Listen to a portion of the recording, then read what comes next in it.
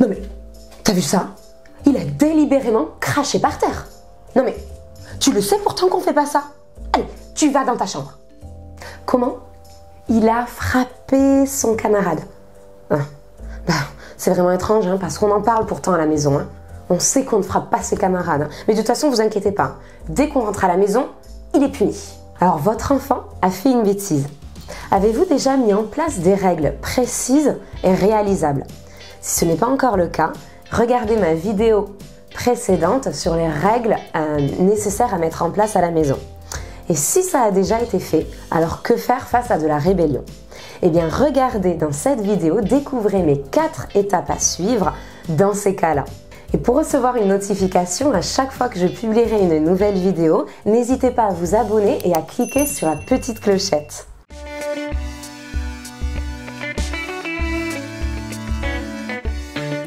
Alors, faut-il des sanctions lorsqu'un enfant ne respecte pas une règle déjà discutée? On entend souvent que les punitions ne sont pas forcément bonnes pour les enfants qui expérimentent des choses et iraient même jusqu'à empêcher leur épanouissement. Alors, je ne parlerai pas de punition ni de sanctions, mais je parlerai plutôt de conséquences. De conséquences à réfléchir de manière bienveillante et avec beaucoup de précautions pour pouvoir amener votre enfant, pour pouvoir lui permettre de réaliser l'impact que ces agissements vont avoir au niveau de la famille ou au niveau de la société sur un cadre plus large. L'idée est donc de l'aider à comprendre l'impact de ces agissements, des conséquences, afin que petit à petit, il puisse développer des réflexes de plus en plus matures. Alors, première étape, ne vous focalisez pas tout de suite sur la réparation de sa bêtise. Un enfant ne vous écoutera qu'à moitié s'il a la sensation que son véritable problème n'a pas été compris. Donc tout d'abord, donnez-lui toute votre attention pour comprendre exactement ce qu'il s'est passé dans sa tête, pour comprendre son problème. Essayez avec lui de comprendre l'émotion qu'il y a derrière son acte, de comprendre son besoin et de l'amener petit à petit à essayer de comprendre lui-même ce qu'il voulait vraiment. Est-ce qu'il a craché sur un copain parce qu'il voulait son jouet ? Est-ce qu'il a tapé dans un jouet parce qu'il n'arrivait pas à le démonter ou à le remonter lui-même? Et posez-lui des questions pour qu'il réalise petit à petit si véritablement en agissant ainsi, il a obtenu ce qu'il voulait. Et en général, la réponse sera non. Donc la première étape est déjà de l'aider à comprendre ce qu'il voulait. Et évitez au maximum de vous contenter de dire des choses telles que non mais ça va pas, on n'obtient pas quelque chose comme ça. Ou tu sais très bien que ça ne se fait pas, ce genre de choses.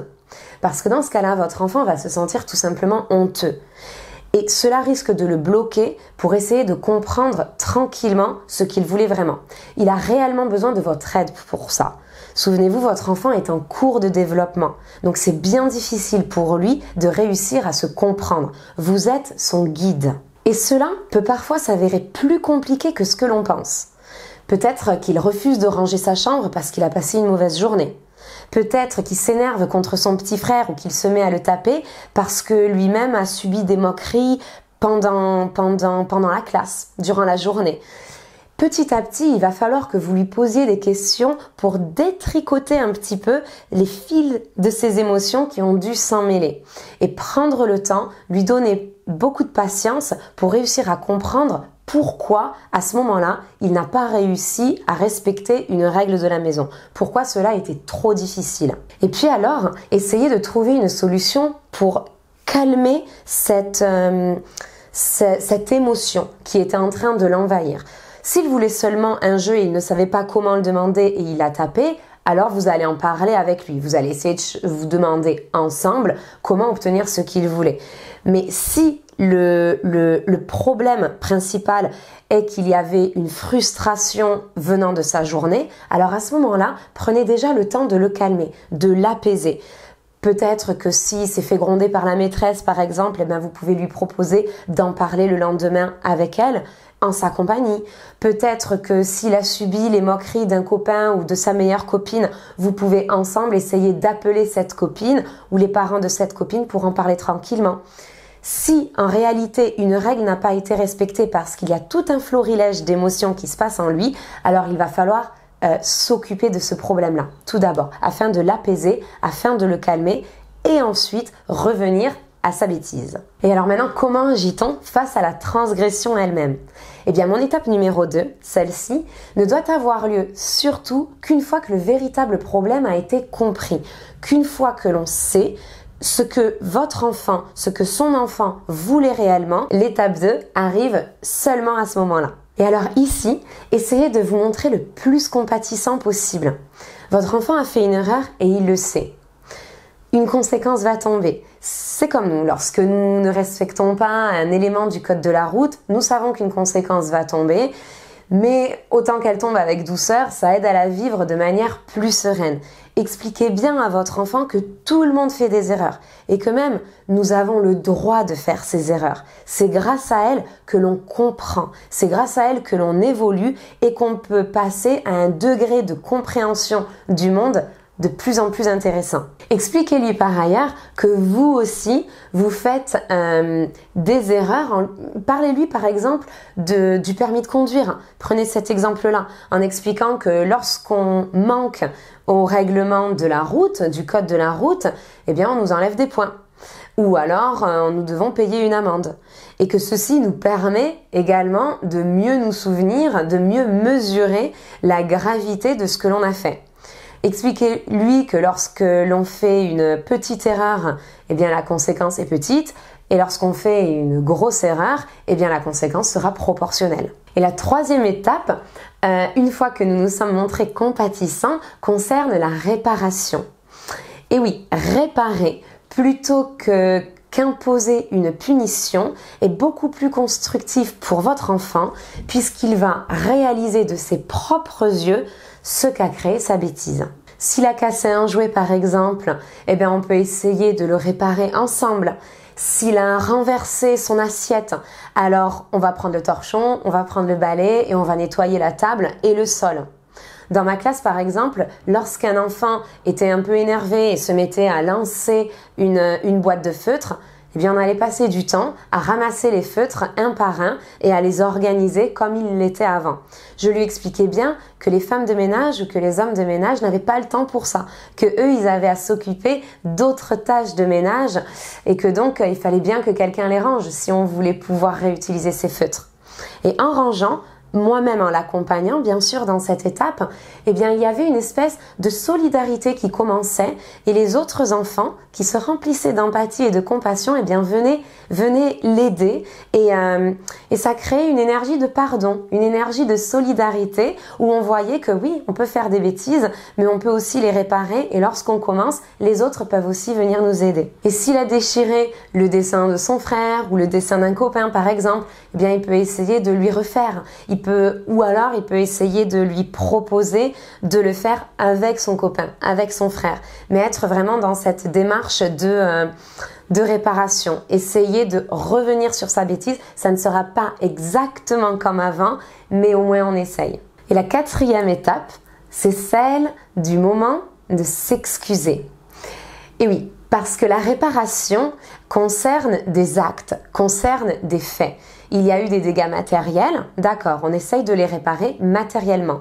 Mais au-delà de ça, il y a souvent un impact et une conséquence émotionnelle. Et dans ce cas-là, la meilleure solution pour adoucir un petit peu les émotions de chacun, les émotions de celui qu'on a pu blesser, eh bien ce sont les excuses. Alors il ne s'agit pas de forcer l'enfant à s'excuser. Si on le force, alors dans le meilleur des cas, eh bien pour nous faire plaisir, il va s'excuser tout simplement, mais ces excuses ne seront absolument pas marquées par une belle énergie, par une véritable intention. Et dans ce cas-là, personne ne se sent mieux après de telles excuses. Ce qu'on veut là, c'est l'aider à réaliser ce que l'on ressent après ce qu'il a fait, ou ce que doit ressentir son camarade ou son frère, sans le faire culpabiliser pour autant. On veut l'aider à développer son empathie. Et cette étape est très délicate parce qu'il est compliqué de réussir à lui faire comprendre comment doit se sentir l'autre sans le faire culpabiliser. Mais cette étape est vraiment importante. Et lorsqu'un enfant comprend comment doit se sentir l'autre, alors à ce moment-là, lorsque la démarche est pleine d'une empathie sincère, eh bien cette empathie nous permet de trouver le courage en nous, eh bien de s'excuser tout naturellement et de s'excuser de manière sincère. Expliquez-lui que vous comprenez que c'est difficile de s'excuser, de revenir vers l'autre, mais que cela lui permettra de se sentir mieux et permettra à l'autre de se sentir mieux. Au début, ça risque de prendre du temps, surtout lorsque la conséquence a été importante. Mais laissez-lui ce temps, offrez-lui ce temps et revenez régulièrement sur cela avec douceur et en essayant de lui réexpliquer à chaque fois comment doit se sentir l'autre. Qu'est-ce qui lui permettrait de se sentir mieux? Et est-ce que lui-même ne se sent pas un petit peu coupable de laisser son copain ou de laisser son frère dans une telle situation?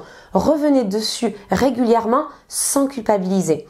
Et j'ai déjà vu dans ma classe des enfants revenir parfois une semaine après avoir fait la bêtise vers leurs camarades pour s'excuser. Et bien dans ce cas-là, c'est déjà gagné. Le processus a été enclenché.